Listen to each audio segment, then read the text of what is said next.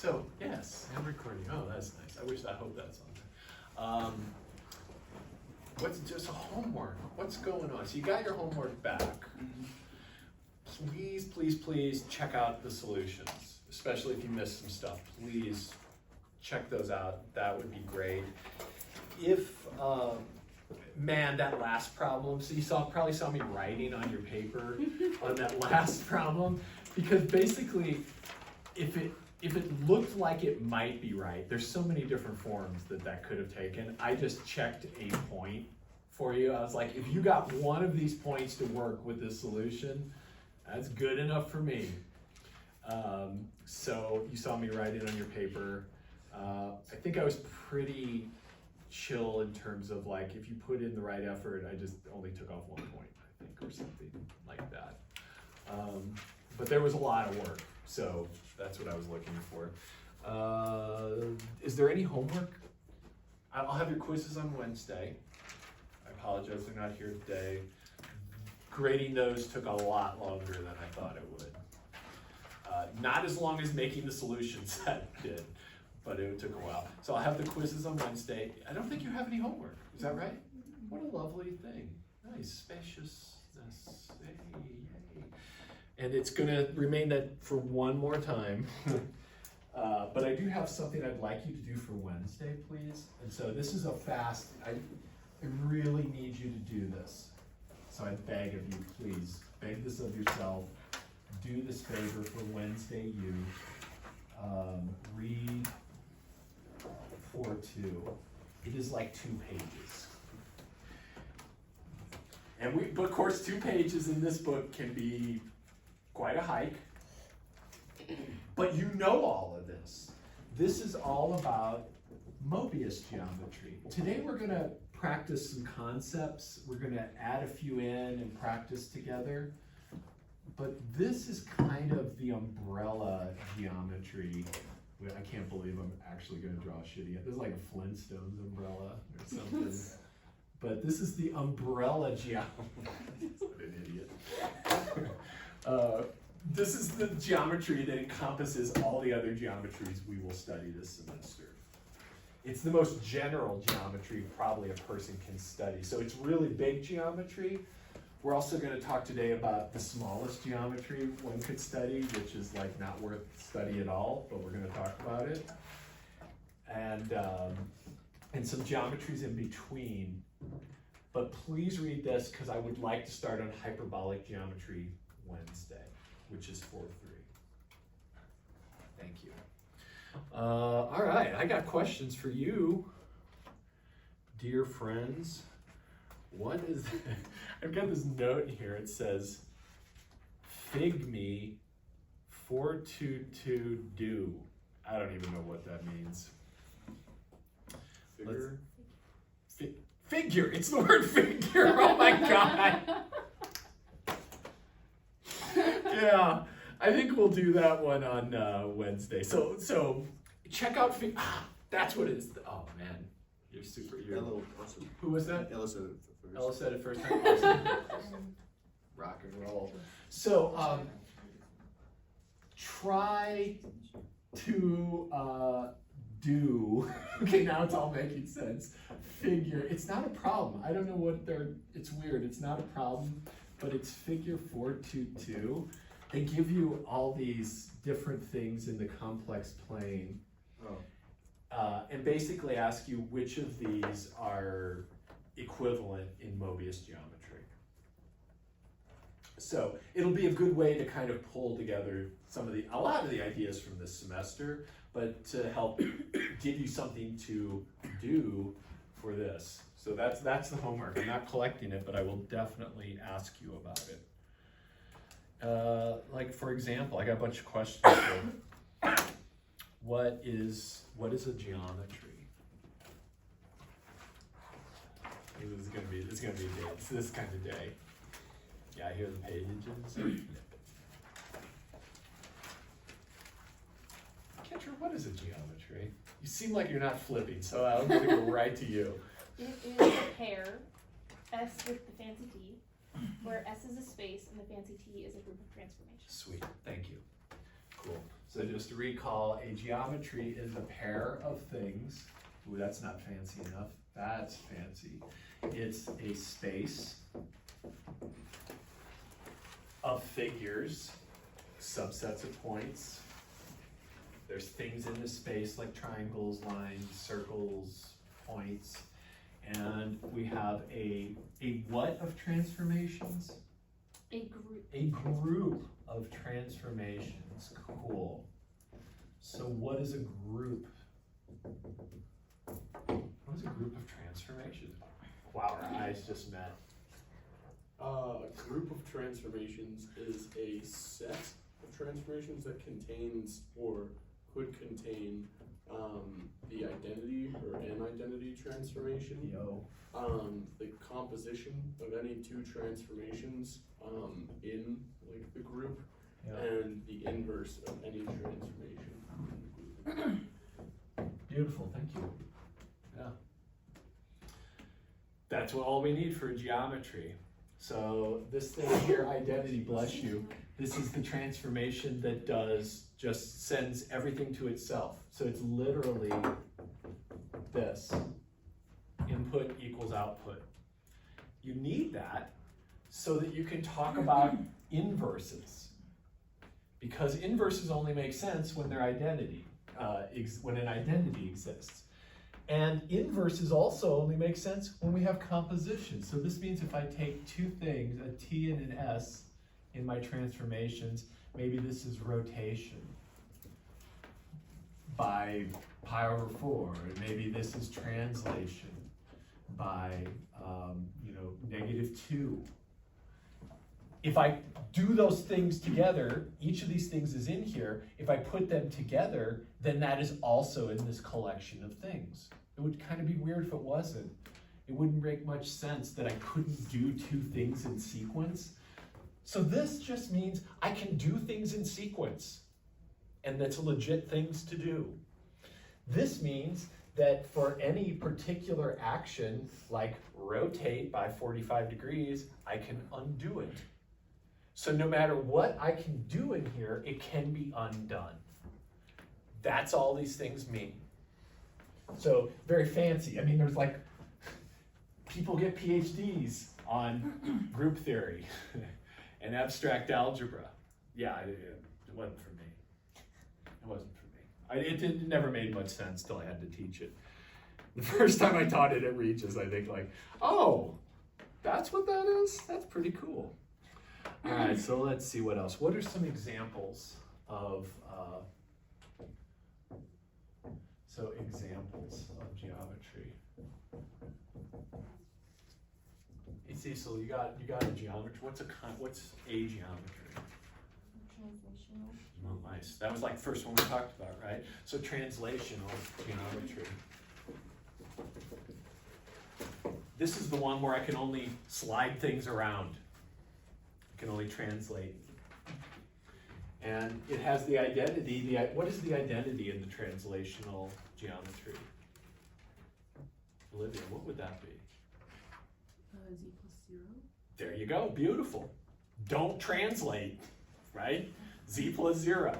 So for us, the identity is Z sends to Z plus 0. Cool. And then if I have two translations, it's just, translate this way. This one says translate this way. The composition is translate that way, then that way. Pretty straightforward. What's the inverse of translate this way? Translate back. Back the way you came. All right, so cool. Let's see. What are some other ones? I think we maybe had a couple other. Morgan, do you know of another one for me? I think the last one we did was the Euclidean geometry. Yeah, that's nice. So we have the Euclidean geometry. What's that one all about? What can I do in that one? It allows translations and rotations. Beautiful. So it's like the translational geometry, but I can also spin around a point. Nice. Very, very lovely. Thank you. We won't go into the group structure of each one. Did we do another one? I can't remember.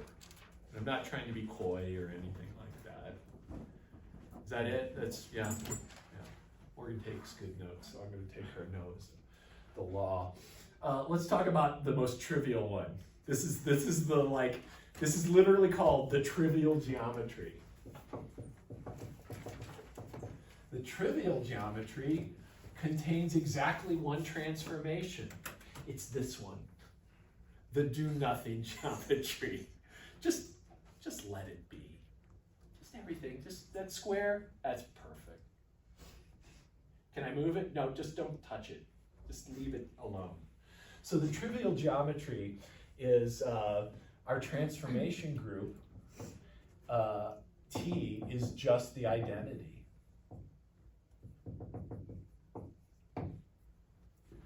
But we might talk about that today.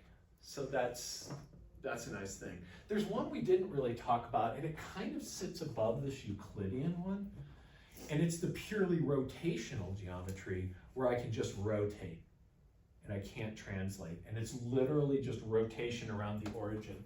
So let's add that one in, because we need to have these different things to compare and contrast different properties. That's what we're going to practice today. So the rotational geometry only contains rotations around the origin.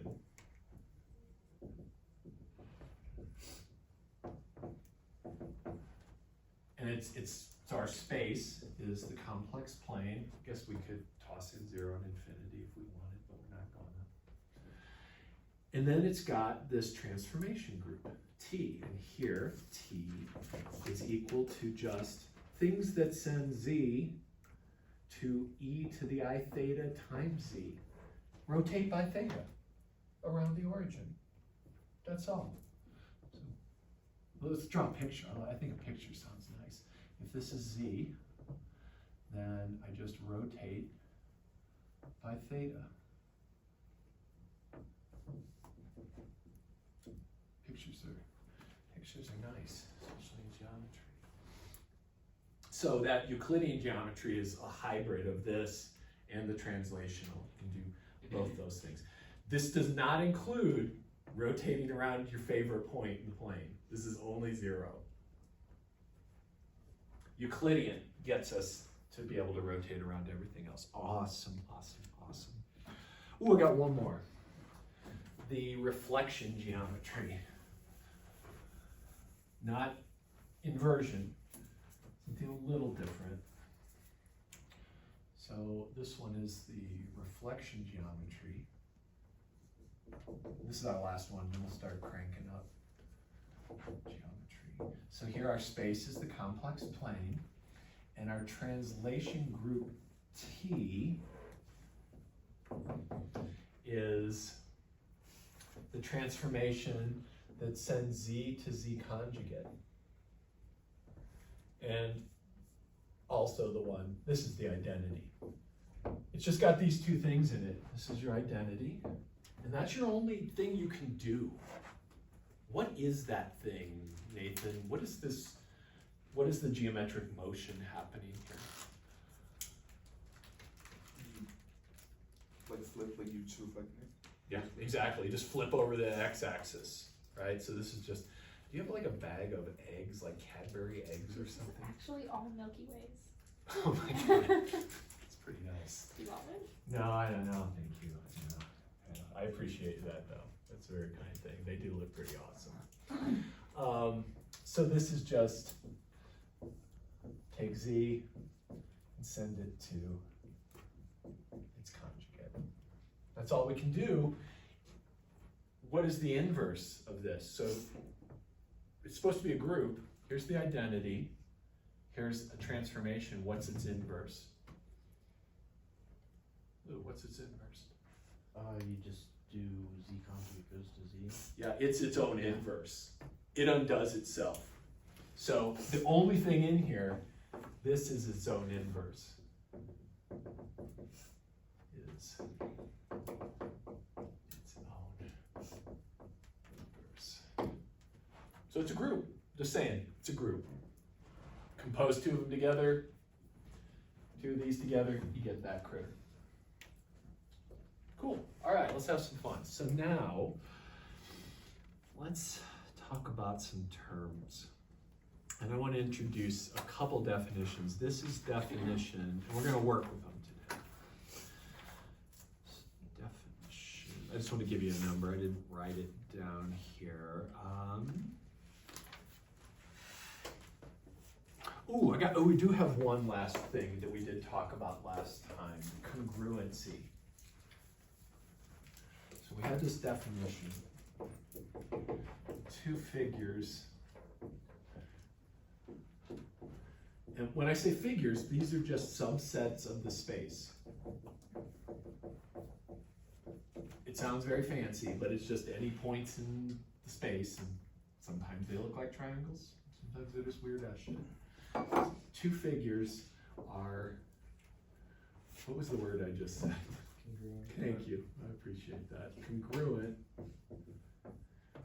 if what? Two figures A and B, so we have something anchored. Grace, you wanna help me with that one, please? You remember that?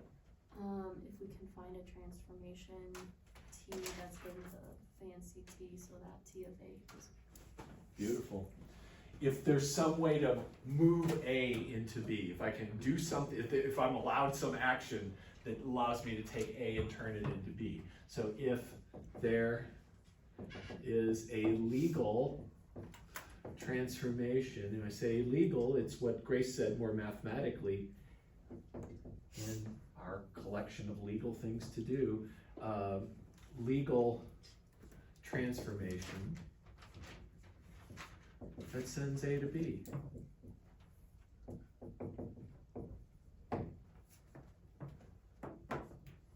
Sound okay? So, just real quick, here's an A, and here's an A. Those are figures, literally, just those points in the plane. Are these congruent in the trivial geometry? That might be weird. It's a tricky one. I can see there's arguments to be said no and yes. Have you ever heard the term vacuously satisfied? Have we heard this yet in our mathematical educations? Oh, we need to have that word up here. This is a mathematician's phrase. Vacuously satisfied. One could argue that there are no transformations to even move stuff. So these aren't, because Ella was saying that pretty confidently, and I get that, I see why. One could also say, since there are no transformations, we can't even talk about transforming things into each other, so that is true.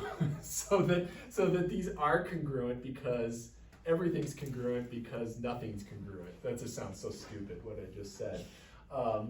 It's a little like this. If you think about implication in logic, I think this might help. If I have A, B, and then A implies B, you look at that truth table. Let's think of all the states that this can be.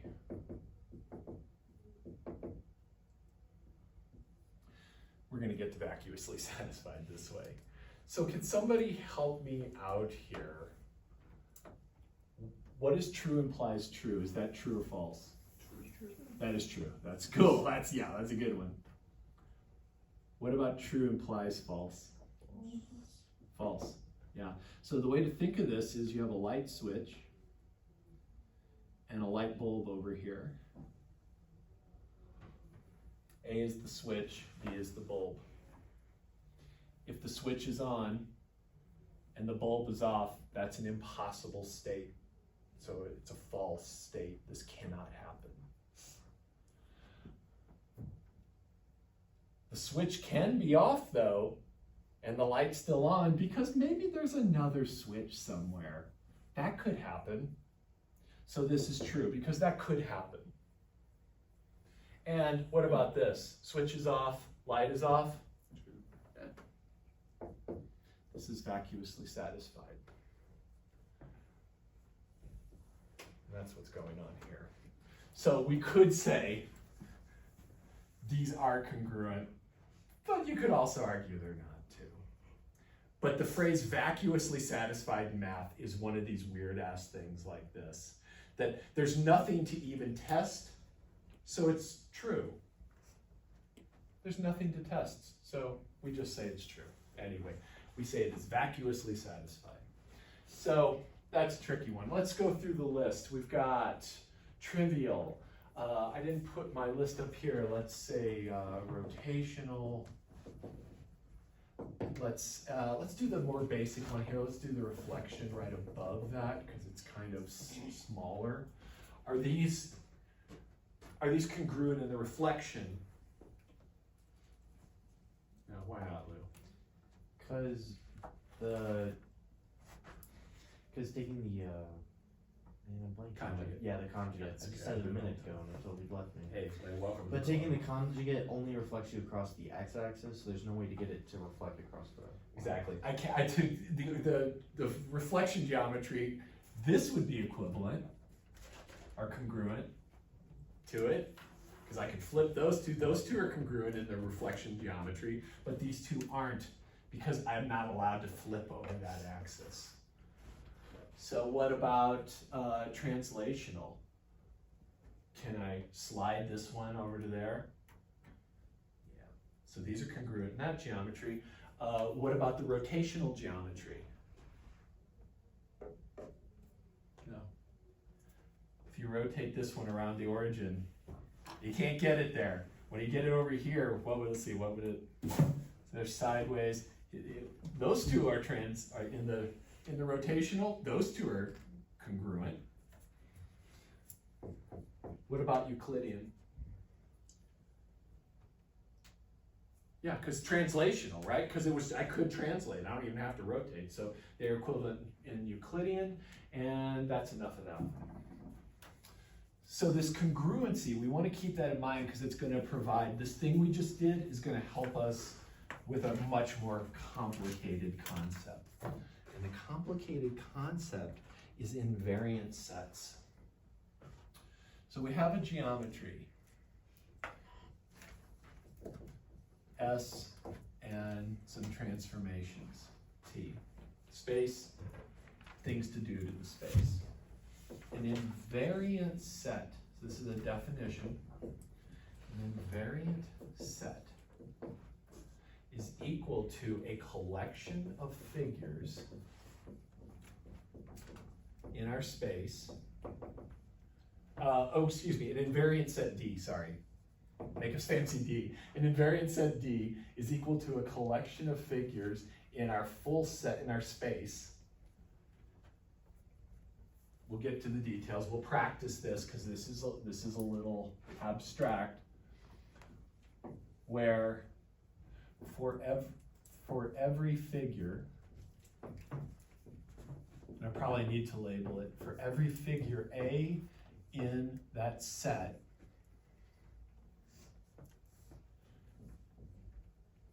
T of A is also in that set for every, see this is heavy, for every T in our transformation. So let me just write that up there. Read that a few times, and then we're going to say it in plain English. Keep our little list. I got to put this here so I don't erase things over here.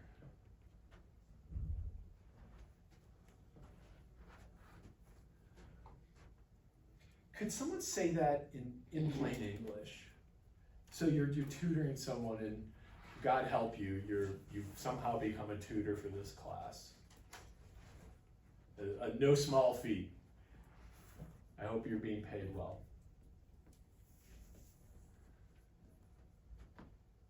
Can someone tell us what an invariant set is in plain English? Because that's how we understand things.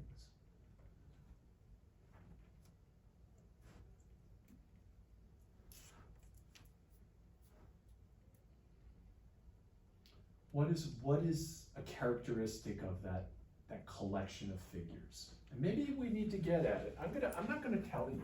I'm gonna try to get us at it. Here's a hint. The way to understand invariant, oh no, that's minimal. Nah, we'll just do this. Let's take a look at an example. And then we'll come back to that. I would love to hear somebody say that in plain English. D is equal to all triangles in the complex plane. Take 3 points, connect them with lines. It's nothing weird, it's just triangles like you've always known them. Not like hyperbolic triangles or anything insane like that. So, our collection D, we're trying to figure out, is this an invariant set? It's a collection of figures in the complex plane. So a collection equals a collection. We're just going to start going through the definition, make sure this is all kosher. Figures in C, that all sounds right. Triangle's a figure. It's a bunch of triangles. Cool. So far, so good. We got that. What do we need to know to answer this next question? What is it yeah, Lou? Do you wanna be able to see that no matter, for any figure in the space, so any triangle in this case, no matter how you transform it, you're able to find it somewhere else in that set already? That's so beautiful. That was quite good. You're getting some good feedback. You can't see it, but you're getting head nods. So, can you say it again? Everybody, check out what Lou's saying. Say that again. It was so good. Yeah, so for this like specific example, but you could generalize it to any like figures, but I think it's a good way to think about it with the triangles is for any triangle in this set, for any transformation that is in our set of transformations, you're able to find another triangle that already satisfies that in your original set of D. So it's like it already exists there. Exactly. Yeah. So let's look at this. It's the one thing we're actually kind of missing to determine this, the invariance of this, is we don't really know what geometry we're in, but it doesn't really matter here. This applies to any geometry. So this is invariant in, we're not going to talk about the trivial geometry anymore. It's just too upsetting for a lot of ways. It's too tiny and upsetting. It's just weird. So let's start at the real. Let's get this crap off here. We're not doing that. Enough of that. Most basic thing we'll work with is the reflection. It's invariant in, let's go here.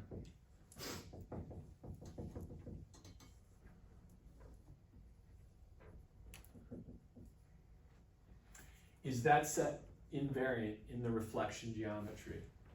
So why don't you think about this? I'll just draw a triangle for you. There you go. That triangle right there, that's a triangle. Some kind of pathetic triangle. That's a better triangle. Using only reflection, can I turn that into any other triangle in the plane? Yes, tell me more, Ellen. I like that head nod. Well, with the example you had before, with just the letter A, we couldn't, where it's on like the left side and then on the right side, we can't achieve that with reflection just because of what we was saying about that you can't reflect over the y-axis like that. Yeah. So that triangle, you're not, like that's not using reflection even though it's on your plane, like you can't get there with reflection. Exactly. So if this set here, actually, hold on. Let me step back a second before I say what I'm about to say. Let me think about what I'm going to say.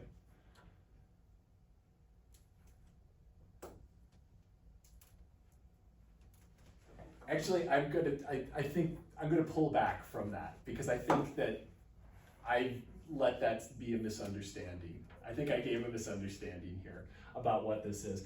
I'm confusing in my head the next idea, which is minimally invariant. And for that, definitely. So, but this thing here, what is it I can do with this?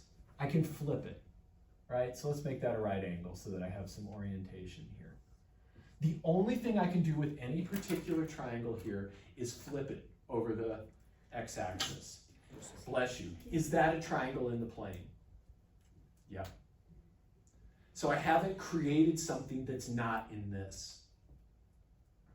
If I can take a transformation from the geometry, take something out of here, and turn it into something that's not in there, then it is not an invariant set. So under the reflection geometry, triangles still go to triangles. It's not like I created something that wasn't a triangle.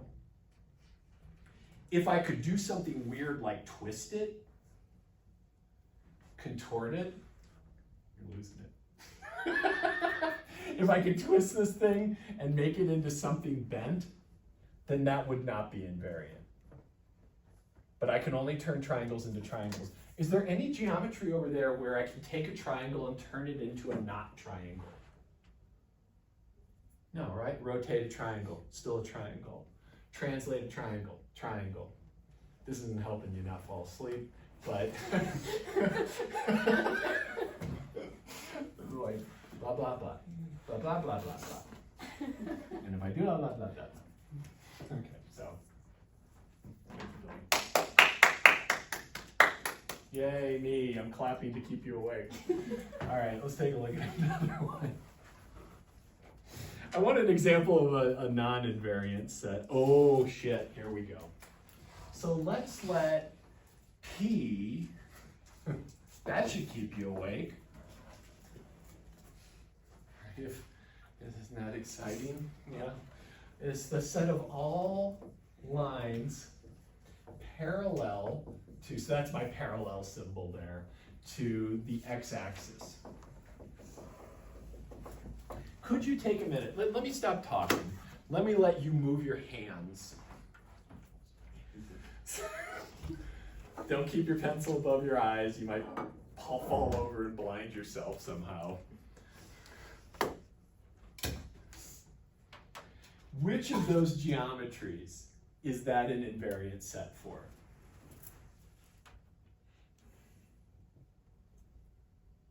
Reflection. Oh, this is cool. Okay, I like this. All right, good. Yeah, let's talk. This is good. Talking. You're saying stuff. You can't fall asleep while talking, mostly. So, in which geometries? Oh, here comes the sleep again. Just that sound. This is AMSR. That's not what I want this class to be. In which geometries is this invariant? Okay. So, reflections. What happens to any line parallel to the x-axis? You flip it, it's still a freaking line parallel to the x-axis. So it's in this set. Does that make sense? Is that good? Yes, Christian. So could you simplify this to just say that with an invariant set, any element of that set is congruent to another element in that set, given like under the geometry?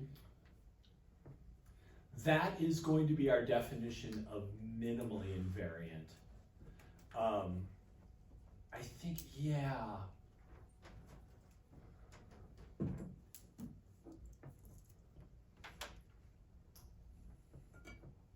I can't think of why that would be false, but I feel like, so say it again, So, given an invariant set, any element of that set is congruent to another element of that set under the given geometry. Yeah, I think that sounds right. It's definitely a good way to find when we don't have an invariant set, right? If we can map out of it. So I think that seems completely legit. Yeah. So under reflection, that guy just goes there. Awesome. Translation? No. totally cool, because you don't change the slope, right? You just kind of change the y-intercept. Really, so translational. And then things change. As soon as I can start spinning, because I can change the slope, right? So in rotational, if I start spinning this thing, it is no longer parallel. I have to spin it by a very specific angle. So if I rotate by, oh my God. Yeah, no, that was right. That was actually okay. If I spin that by theta, it is no longer parallel to the x-axis. So there's lots of translations in there, or transformations in there that change it to something that's not in the set. So not rotational.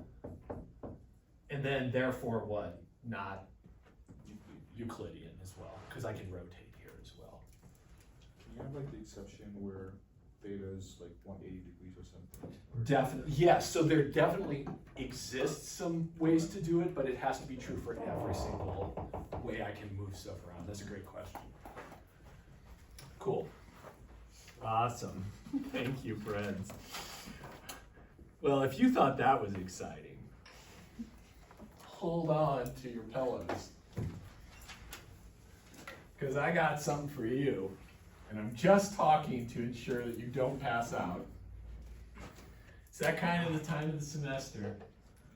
But not only do we have, I'll get more excited here. Not only do we, yes, that's it, yeah.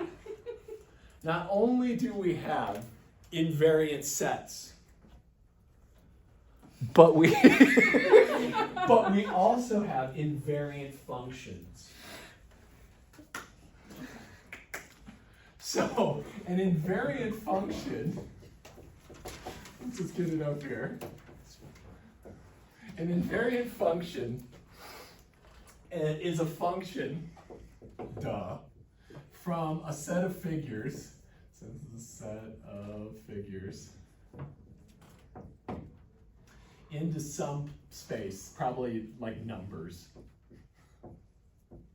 You'll see why I say numbers in a bit. They don't really say what it could be, but it's probably going to be a number. Maybe in some higher level class it's something else. If, so is invariant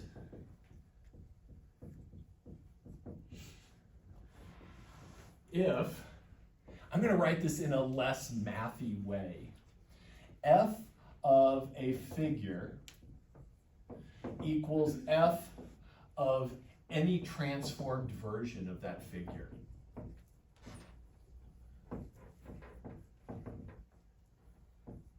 I like that. You can look in the book for the mathy formula of it.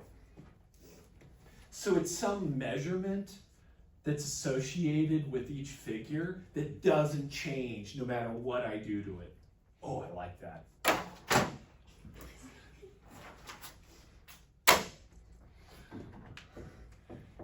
It is a measure that doesn't change with transformation. Yay, okay, let's look at some examples.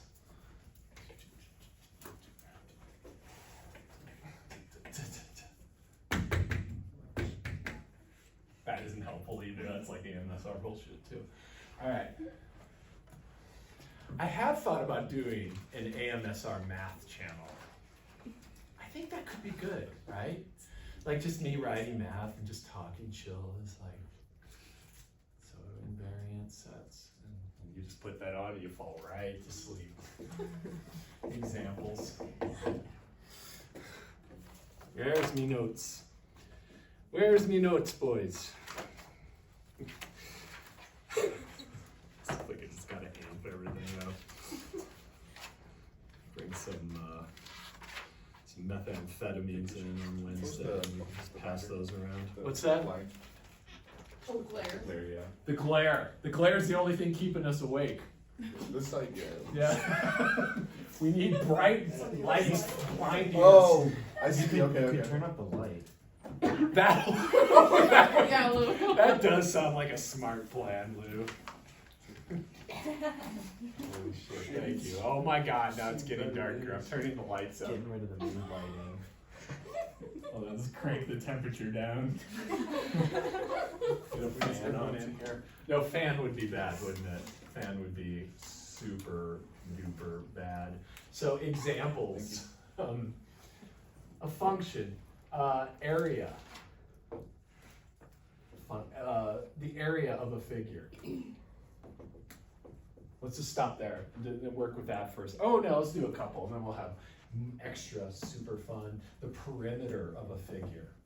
These are functions that may or may not be invariant. Oh, and then this one. Get ready. The sum.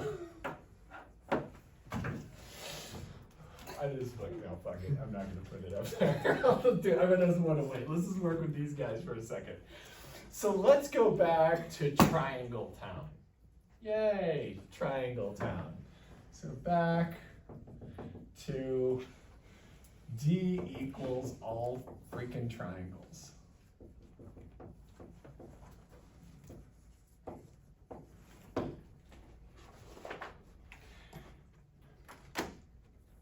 Do me a favor, cut me a solid. I don't think I've ever said that.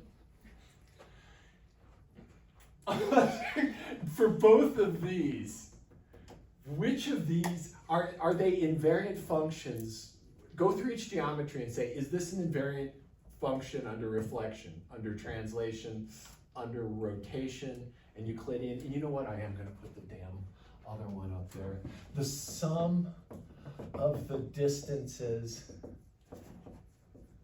to the vertices of a triangle from the origin. What the fuck is he saying? What could that fucking crazy old man be saying? Well, he's saying this, that if I have a triangle and that's distance 1 and that's distance 2 and that's distance 3, then this is the sum of those.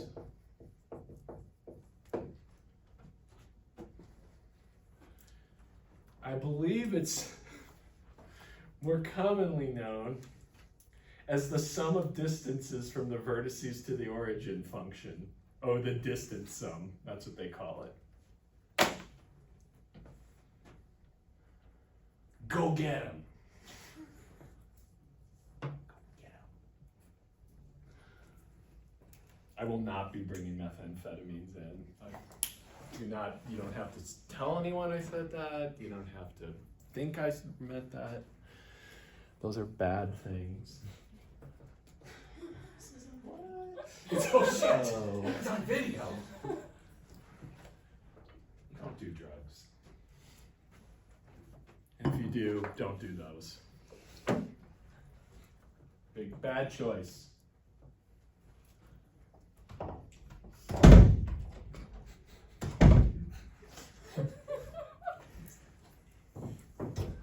Oh, you're good. Oh yeah.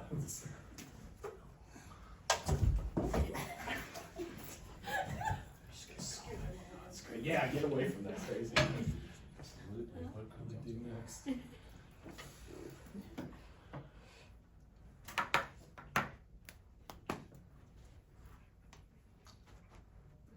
No continuous rhythms. What are we supposed to be doing right now? You just said get out of here. Do not use drugs. Okay, not any. Are you not using drugs? Then you're okay. No. These are just functions. Get out what? So what you are supposed to be doing, Morgan, It's- is taking these 3 measurements that can be associated with a figure. Its area, If you its perimeter, or and we're talking about just triangles, or the sum of its distances from the vertices to the origin. So like, Okay, so we're seeing if any of those change. yes, are any of those invariant in any of these geometries? Does that make sense? Yeah. Cool. Because for the distance one, there's a couple of them. Well, Under which geometries identity one, yeah, no. are any of these invariant? So I would just pick one and go through the geometries. You got a for loop here, and it can go in any order for each geometry. Nested for loop. That's not very exciting talking about coding. It's like, okay, you guys really can't scoot in anymore. I can't. Like, Olivia's gonna be pressing her belly against the desk if she moves in anymore. I don't want her to do that.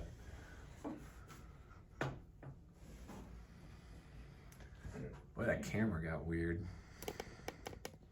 Oh, this will be good. Nothing better than this in the middle of a video. It's gonna be off kilter.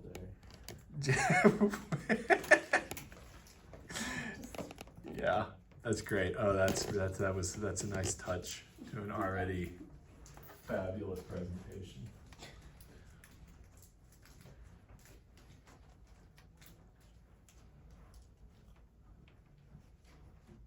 Yeah, eat some more of those That's why I brought them. to get good and sugared up. Nice. It looks like you have about 7 in your cheek. So. There's only one, so. Like a squirrel. I have so many. There's more wrappers in the bag. Very sugared up squirrel.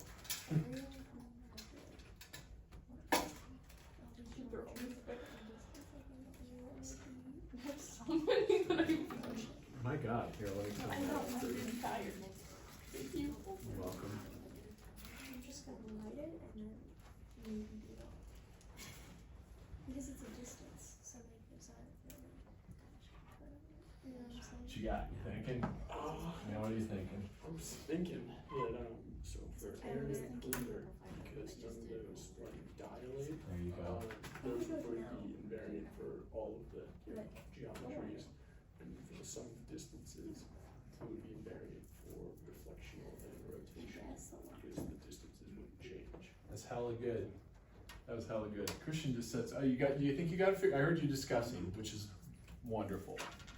You feel like you kind of got some, kind of got some insight into this. But what were you all thinking over there? 'Cause I was just talking to Christian about it. He's got some.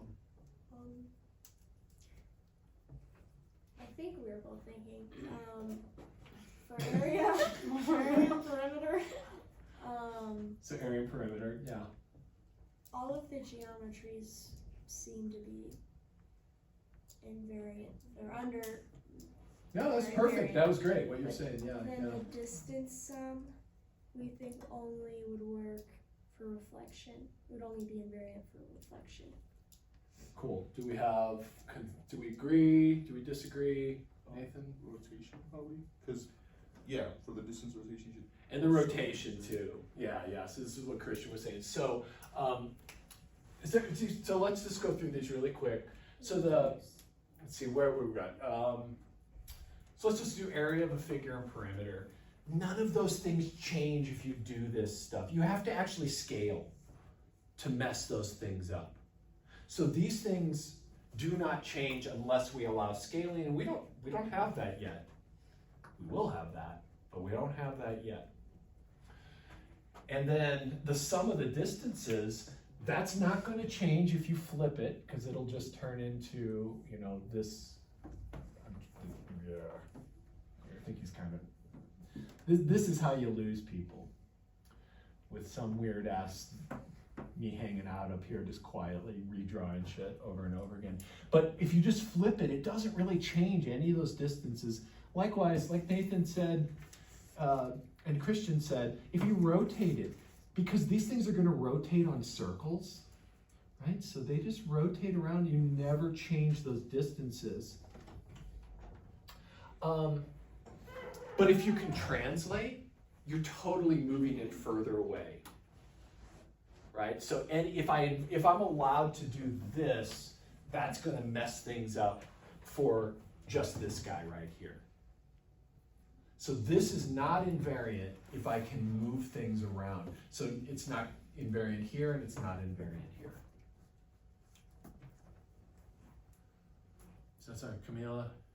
You're my bellwether. Yeah, okay, alright. Oh, there's more, don't worry. I wanna give you, a couple others.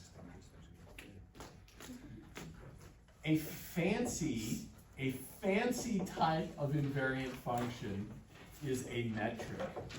Have you talked about these in real analysis, my friends? No, you haven't. Okay, I don't know. Boy, that's an interesting response there from you. Medic, can I Medic put or an metric? R? Medic? A medic. Yeah. Is that what you're shaking your head about, Lou? Or What? something else? Oh no, just like I've never even heard that. Oh, okay, cool. Okay, good. Yeah, definitely. So certainly not the first version. So a metric is a function d of x, y, and basically it works on points in the plane. So it's got these three properties.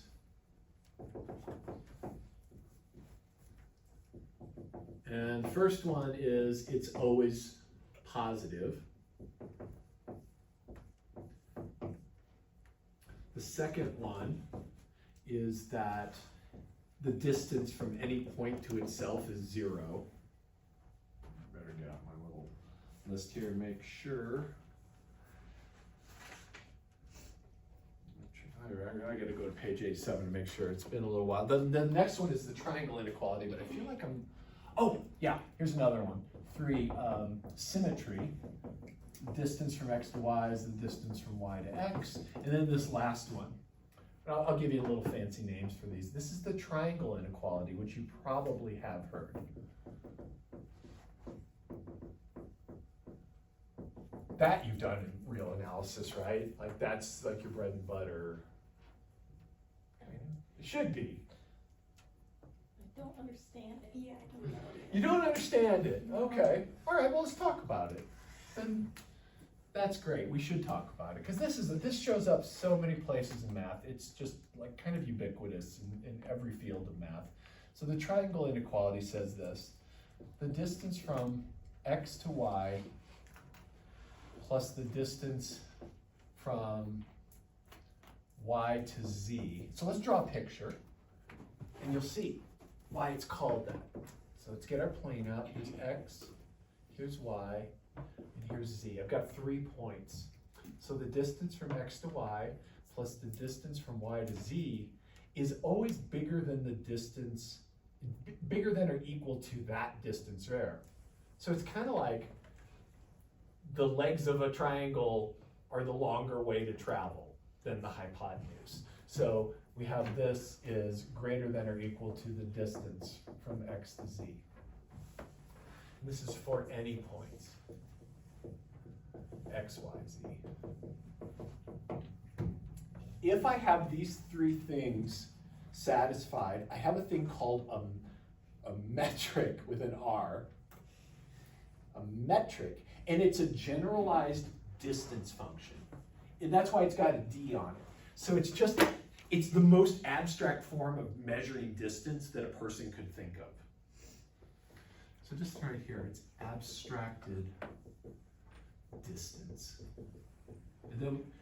And honestly, if you just think distance, you're gonna be okay in our class. And in real analysis too, you're gonna be A-okay. And it's just saying, like I said, that the shortest distance between 2 points is a straight line. That's what the triangle inequality says. So that's a thing called a metric. Anytime we have one of those, this is our most important invariant function. This is one of the most important invariant functions.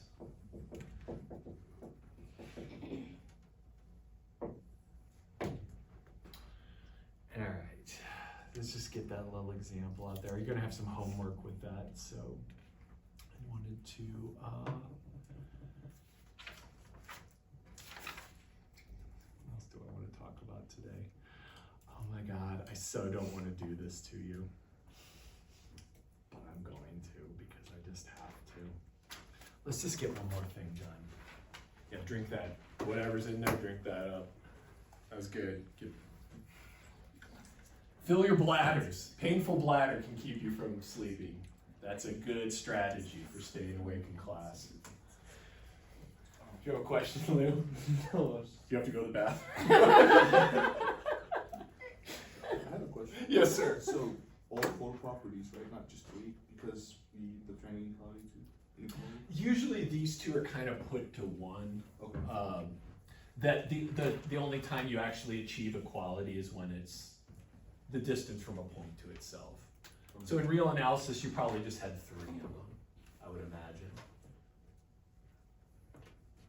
I'm liking Elle's expressions today. I don't quite know, they're curious, like the Mona Lisa's expression. One last definition. My God. Okay, I'm gonna get rid of this shit. That'll be exciting. That's new. What do you think? Okay. So, last one, friends. It's talking about it while I write it. An invariance, oh my God, I thought this word more about screaming than writing.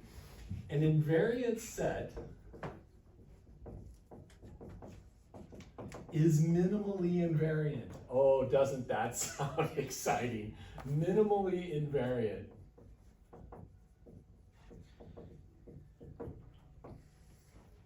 If no proper subset of it is invariant. That's right. If no proper subset of it is invariant. It's a weird thing, but it just means it's the smallest you can get the collection of figures. And if you take anything out, it's no longer invariant, because you can hit that space that you took something out of. Here's the way to test to see if it is. It's theorem 4.1.10. This is the butter for this. How to understand? I'm glad you asked. How to understand? That's how my pugs talk. Me not understand. Theorem 4.1.10. What do you mean, theorem? Said the pug. And this is why this is why it's basically what you said. Is that an invariant set of, can we just look at this together? Can we like pull this? Oh, that's good, you're moving, yes. Can we just like open let's open the book up, that'll be great. Doing something different, shaking it up. We should try to have class outside next nice day. It'd be so nice. Let's do that. We'll like have a problem day out. We'll just like go work geometry in the grass. And, Well, it's supposed to rain next Monday. oh, God. So we won't do it then. Wednesday, I think is supposed to be pretty good. Yeah? Yeah. I'm waiting for that lovely spring weather to come. Yeah, next Monday's the eclipse. Oh no, it's supposed to rain? Yeah, Shit. it's also supposed to snow on Sunday.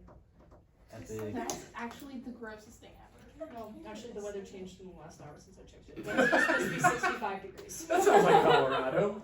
Yeah, okay, cool. Awesome. Saturday is a thunderstorm, so. Okay, yeah, that sounds awesome. Anybody hear that thunder last night? Did anybody get, oh yeah, it was so good. You didn't get any? I didn't hear it. You didn't hear it? No, you probably sleep Sleep, well. yeah. Not waking up constantly I actually thinking went about to do that. my AirPods on last night. What's But hey, you get old. During that whole day. You get old, you think about mortality. Thinking about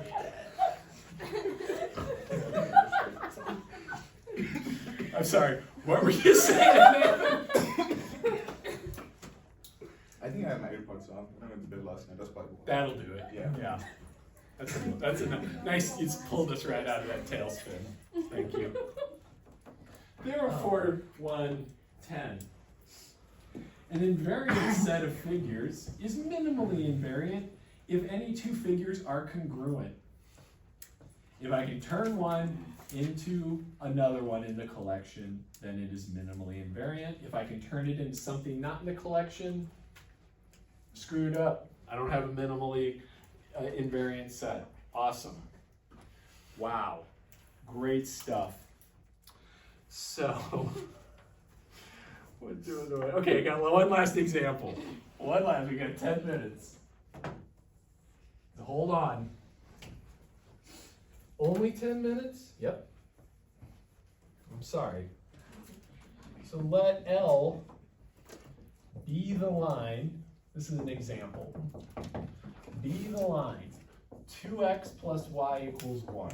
If you really want to get some excitement, you'll plot that. You'll graph that freaking line in C.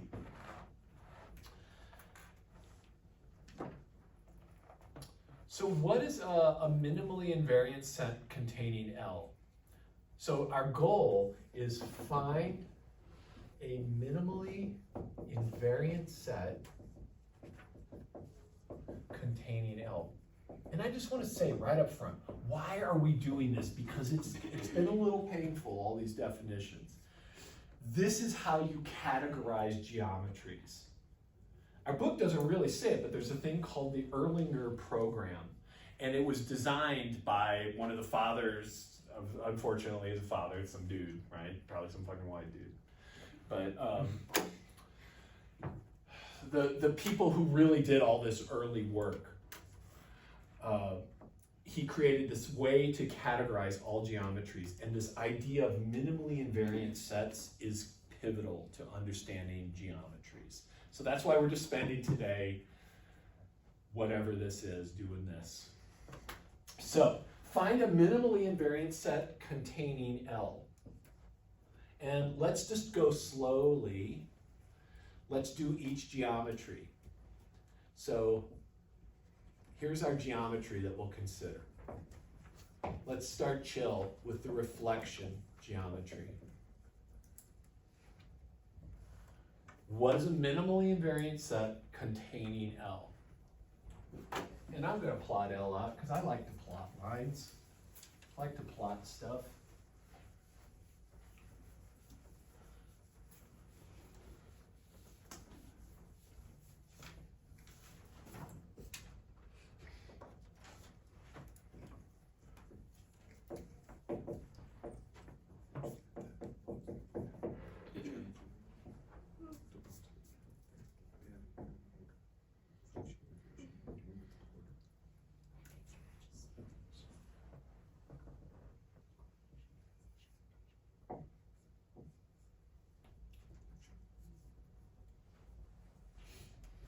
And then if you're getting this and you're like, I see that in my head, what are you waiting for? There's like a gajillion geometries.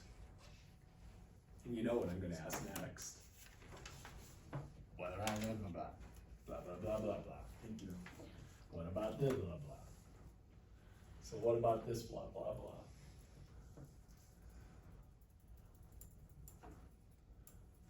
And that theorem 4.1.10 is the key to building the minimally invariant set that contains this. That video is just god-awful crooked in so many ways. Just about every freaking way.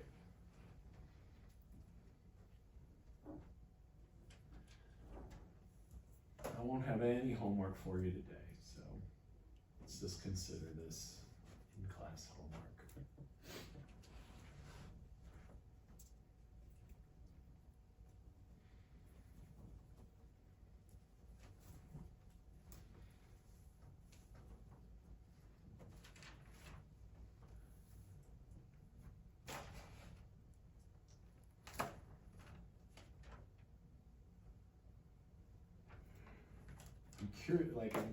The rotational one, I find, like, how do you express that?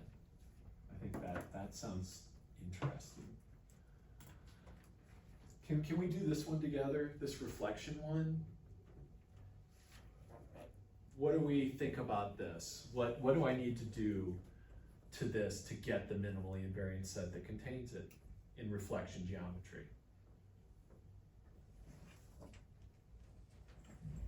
What does the reflection geometry allow me to do, Lou? Just reflect. Just reflect over the x-axis. So to find the minimally invariant set over this, I flip it over the x-axis, and the only other thing I need to add is the line that goes through minus I and a half. So we'll call that L prime. That's a minimally invariant set under the reflection geometry. So I have to toss in, so if we have L is this dude, critter, then we need to let L prime be this line, which is very close. It's just got the opposite slope and the opposite y-intercept. So it's negative 2x minus y equals 1. Actually, see, because I want 1/2 to be in there. So now that's, so it's actually this line. Yeah, there we go. Wait a minute. Is 1/2 actually, okay, yeah, that's okay. Okay, good. Check this out, see if you agree with this. I'm just like taking the point 1/2 0 and putting it into the equation and seeing if it works. So, you know, x equals 1/2, y equals 0. And that's definitely on both those. And then the point -1, so this is y is -1, x is 0. That's on that one. And this one has y equals 1, x is 0. So that all looks legit. So the minimally invariant set is just this collection here.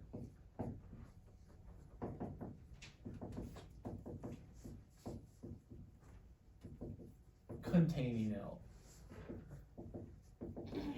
But this is only in the reflection geometry.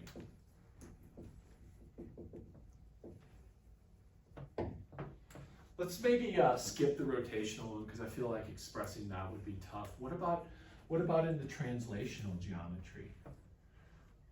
Let's go back to L. What has to be in there in the translational geometry? Grace, what has to be in there?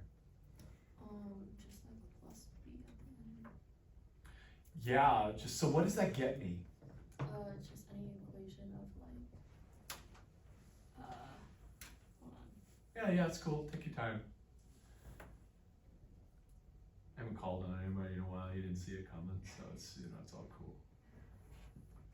What do you mean, what did it get you? Like, So I've got this L here. I want to find the minimally invariant set containing L in the in the translational so it's geometry. just all of L, all the lines are basically parallel. Parallel, yeah. So you can only translate this. You can't rotate it and change its slope. So it's all lines parallel to L, all lines with a slope of -2. Yeah. So for this one, in the translational geometry, the minimally invariant set, this, we're gonna call it a day after this, containing L. I think Kitra's out of like candy anyway, so I don't think we can go on.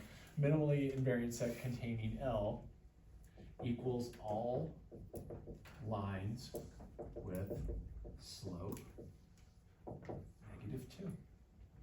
Take this guy and just move him all over. All you do is just get, really all you get is just different y-intercepts. By translating that line, no matter how you do it, you're just changing the y-intercept. 45 seconds to go. Why don't we call it an early day?